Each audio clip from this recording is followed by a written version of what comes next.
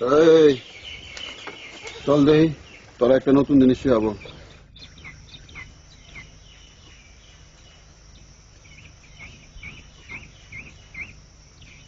চোখের দৃষ্টি।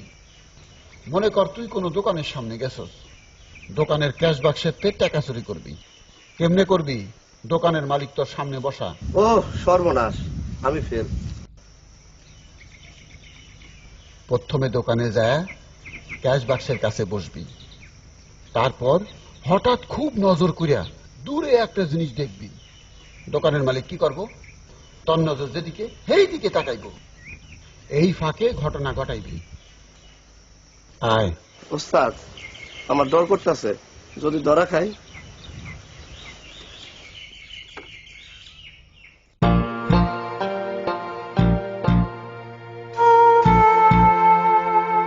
দেই একটা গায়ে মাখা সাবান দেন দেই।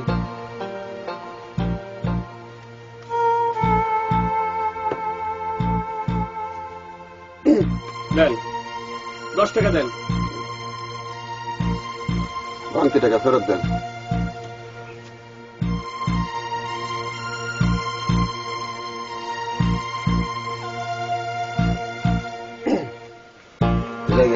হ্যাঁ।